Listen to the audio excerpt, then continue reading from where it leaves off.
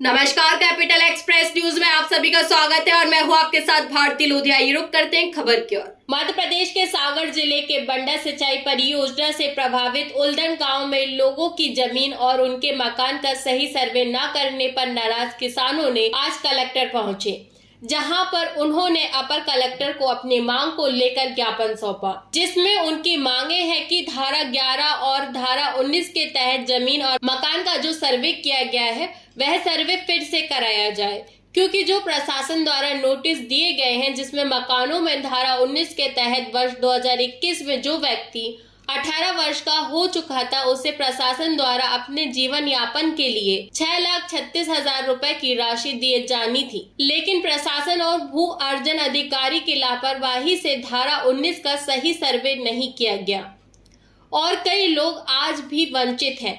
हैरानी की बात तो तब हुई जब लोगों के पास इसका नोटिस पहुंचा तो लोगों के होश उड़ गए।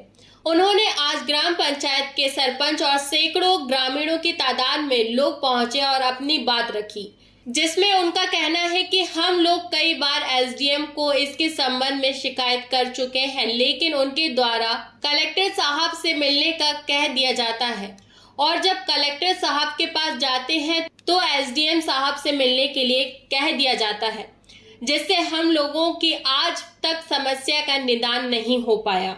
और सरपंच ने कहा कि यदि 5 दिन में सही से सर्वे नहीं किया जाएगा तो मैं कुछ ही दिनों बाद आत्मदाह कर लूंगा। खास बात तो तब यह हो गई जब नवनिर्वाचित सरपंच को ही उस गांव का अस्थायी निवासी प्रशासन ने नोटिस में कर दिया, जबकि ग्रामीणों ने सागर के प्रशासनिक अधिकारियों पर गंभीर आरोप लगाए हैं और धरने पर बैठे हुए हैं। एसडीएम के निर्देश पर जब तहसीलदार पहुंचे तब सभी किसानों को सोमवार को बुलाकर समस्याओं का निदान करने की बात कही, तब जाकर लोगों ने अपना धरना प्रदर्शन खत्म किया। इस संबंध में अपर कलेक्टर का कहना है कि जो ग्रामीणों की समस्या है उसके लिए एसडीएम को निर्देश दिए गए हैं और जल्द से जल्द उनकी समस्याओं का निराकरण किया जाएगा। आप लोग यहाँ पर आए? हम बंडा बरात परियोजना के अंतर्गत जो डैम बनाया जा रहा है उल्दन में, उसमें हमारे ग्राम के जितने भी किसान हैं सब साथी मिलकर आए हैं। हमारी एक नहीं 1000 मांगे हैं, जिनको हम कई बार ज्ञापन दे चुके हैं। ज्ञापन के हिसाब से अपन जो आवेदन देते हैं उसको आवेदन को लिया जाता है और कचरे के डिब्बे में डाल दिया जाता है। अब तक जितने भी ज्ञापन दिए गए आश्वासन दिया है ना कि उस पर अमल किया गया है। यहाँ तक कि माननीय ने भी अभी दिया है, उसका भी यही हाल है। उन्होंने दिया है कि ये सब एसडीएम साहब के यहाँ होगा। क्या मुख्य मांगे क्या है आपकी? मुख्य मांगे यहाँ यह है कि जो वास्तविक यहाँ के निवासी हैं जो उनको अस्थायी कर दिया है, उसके लिए स्थायी करने के लिए ज्ञापन दिया है। कितने वर्षों से निवास कर रहे हैं? जन्म से ही है। वो तो जब से दुनिया रहती है वोट आती है। हाँ, वोट आती है। वर्तमान में हम सरपंच हैं और हमारे लिए भी अस्थायी दर्शाया है। हमारे लिए नहीं, हमारे पिताजी के लिए, हमारे भाई के लिए, हमारे दादा के लिए। और ये लोग हैं, इनसे पूछिए इनकी क्या है दशा हो रही है, आने के लिए मजबूर है।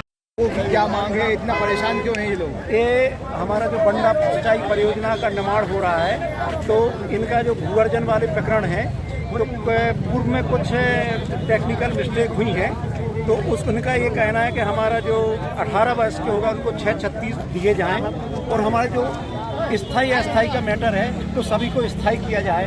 और दूसरा ये कि जिन हमारे कागजों में त्रुटि है जो जन्म प्रमाण पत्र मांगा जाए तो इसका पूरा विधिवत सुना जाए और हम सब लोगों को जो शासन के नियमानुसार उचित मुआवजा है हम सभी को उचित मुआवजा दिया जाए। तो इनकी मांगों को मुझे साहब ने एसडीएम साहब के मार्गदर्शन में इधर आया हूँ पहुँचा है और इनको सोमवार में हमने वहाँ बुलाया है।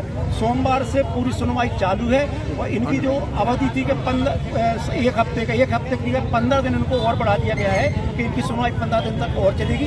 और इनके जितने भी मुद्दे हैं सोमवार से हम वहाँ 4 टेबलें लगा रहे हैं, उन पर सभी की व्यक्तिगत बात सुनवाई होगी और इनकी समस्याओं का 400 लोगों का स्थायी लिख दिया उसमें, जिंदगी भर से वहीं रह रहे हैं। इसी की पूरी जांच हो रही है और किसी को अस्थायी नहीं किया जाएगा, सबको स्थायी किया जाएगा। सबको। और ये 436 वाले मामले में इसमें भी जो उनका कहना है 18 से नहीं, जो हमारा 23 में जो अधिसूचना जारी हुई है उसमें उस समय जितने भी 18 साल के हो गए उनको सबको इनको जो रहने के लिए जगह दी जा रही है वो एक ऐसी फैक्ट्री के पास है जहाँ पे कैंसर की संभावना बहुत अधिक है और गंदगी है, कैंसर हो सकता है।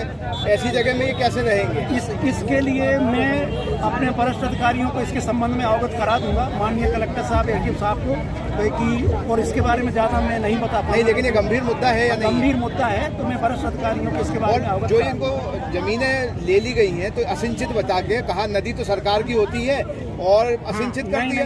ये इसके बारे में बहरौल में शिविर हो चुका है, उल्लन में जितनी, क्योंकि अब जमीनें कोई असिंचित नहीं है। उस समय जो सर्वे हुआ होगा तो चूंकि खसरे में गलती से असिंचित, बाकी अब पूरी जमीनें सिंचित हैं और उनको सिंचित के हिसाब से ही मानसिक मुआवजा दिया जाए। सर क्या कहेंगे कि असिंचित जमीन कहीं है ही नहीं अब। सर नवनिर्वाचित सरपंच है उसको भी स्थायी कर दिया गया, वो गलत है। सरपंच क्या कहेंगे इस तरह की? सरपंच वही व्यक्ति बनता है जो वहाँ का स्थायी निवासी होता है। क्या है प्रशासनिक व्यवस्था आपकी दिखाई दे रही है? एक प्रश्न है सार्वजनिक तौर से, जैसे सर जो बंडा ब्रज सिंचाई परियोजना के अंतर्गत उल्लन गांव के लोग सैकड़ों की तादाद में यहाँ पर आए थे, किस विषय को लेकर? जो दशान सिंचाई परियोजना है उसमें उल्लन गाँव प्रभावित हो रहा है, वहाँ के अधिकारियों को नोटिस दिए गए थे और एसडीएम सुनवाई की डेट तय की। उन्हें शंका थी कि उनको टाइम कम दिया गया और सुनवाई ठीक से नहीं होगी। उनको बता दिया गया कि जो नियम से जो भी उनके इश्यूज हैं वो सब खुल जाएंगे और उन्हें यदि किसी को लगता है कि समय कम है सुनवाई का तो एसडीएम द्वारा उन्हें समय दे दिया। अच्छा, क्या और जो कार्रवाई एसडीएम के द्वारा जो आपने बताया उनको क्या की है? जो भी एक्ट के मुताबिक जो कार्रवाई निर्धारित है उनके द्वारा की जाएगी और हम सबकी मंशा यही रहती है कि लोगों को परेशान ना होना पड़े और जो शासन द्वारा जो कुछ उनके लिए निर्धारित मुआवजा वगैरह वो दिया जाए।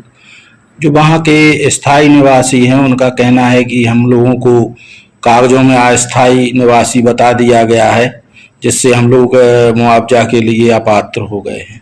ये जांच का विषय है। यदि उन्हें लगता है कि वो स्थायी हैं, उनको अस्थायी गलत लिख दिया गया है तो वो एसडीएम को अपना आवेदन देकर बता सकते हैं और उनके ऊपर जांच कर कार्रवाई होगी। फिलहाल के लिए इस खबर में इतना ही। देश विदेश की तमाम खबरों को जानने के लिए देखते रहिए कैपिटल एक्सप्रेस न्यूज। नमस्कार।